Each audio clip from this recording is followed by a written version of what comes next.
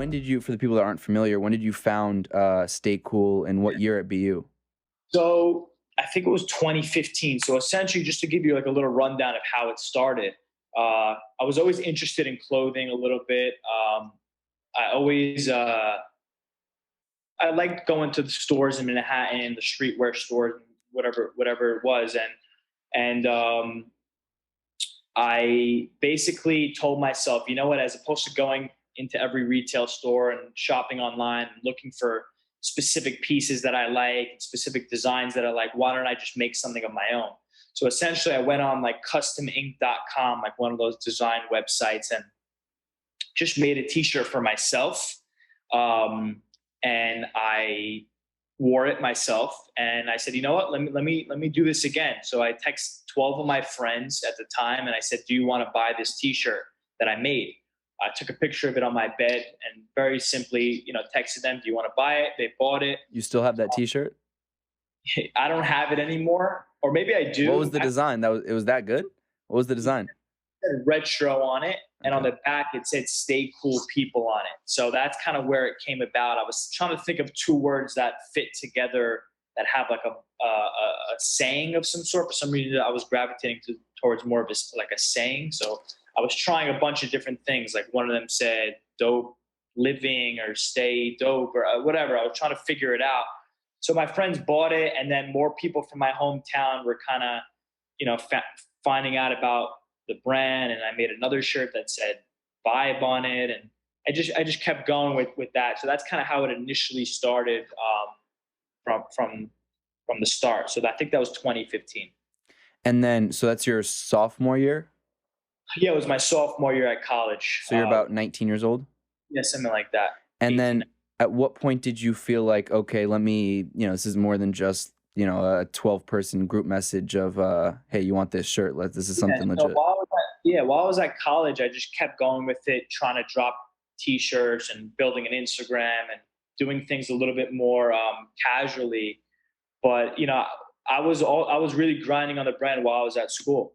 Like I really, after school, after class, I worked on the brand, made designs. I used to work with manufacturers in Boston. Like I really was grinding on it while I was there to be able to work on it full time when I graduated. That was my goal. I didn't want to work for someone else. So I said, I have to work on this hard enough to a point where it's going to be a thing of some sort when I graduate. So that was my goal leading up to it. I always used to ask myself, am I going to do this full time? Could I do it? Is it going to be successful enough? So I kind of put that pressure on myself while I was at school. Which it seems like you're doing the same type of thing, which I think is smart. So I put myself in position to be able to hopefully be successful when I graduated. So that's kind of when it but it never really wasn't like while I was at college I blew up and the brand got a bunch of followers, and I'm like, let me do it. So everything progressed very naturally, which I'm happy about. Like if the brand blew up when I was in college, I wouldn't know what to do with it because I'm taking classes, so I'm happy the way everything progressed. I believe you said in another interview that in terms of like the success of Stay Cool, I think you said, I thought it was going to happen quicker, but it's beautiful that it didn't. It all came naturally. Yeah. And I thought that was a really cool quote because I wrote that down. In that and we'll get into more of that down the line, but that it was a grind, it was hard. It's not easy. But I do think that there's I guess a maturity to understanding that process and seeing beauty in that process. 100%. I was never the one to see success overnight. I wanted it in the beginning. I wanted success overnight, but I don't think it really happens like that for most people. Some people, it does actually, but I wouldn't have been able to handle it. Everything I'm learning till this day is coming very naturally and organically, and the followers and the sales and whatever's happening is just coming organically and naturally. And I'm not forcing anything. I didn't rush into any decisions. I didn't make any rash decisions. I kind of was very methodical with how I operated the business. And I think that's the best way to go about doing things. But if you're really passionate about it, you're going to stick with it, and that's what it was for me. So, it's beautiful that it happened the way it happened. And it's consistently happening like that as well. I'm curious, you said that when you were thinking in college about you know, setting yourself up when you graduate. You didn't want to work for someone. What is that? I mean, I'm curious. Do you think that you're just not capable of working for people, or is it more like you wanted to be your own boss?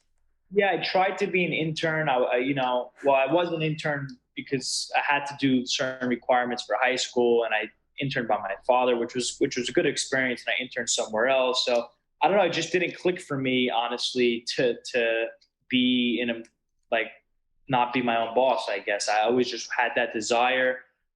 Maybe it's the way I was brought up, seeing my father, be his own boss, or perhaps just my surroundings, or it's a personality trait. Perhaps I just like being in control of my own destiny, per se. So that's just, I guess, who I am as a person. I just want to be in control, and I just, want to be successful. Were you did you always have this as a kid where you wanted to be successful, or would you even say you were disciplined as a kid? Because when you're in college and you're going from class to shipping out your things and designing and all that manufacturing, I mean, there takes a quite disciplinary Yeah. personality trait. Honestly, man, when I was in high school, I didn't have good grades. I didn't really do so well in class. I was like I would say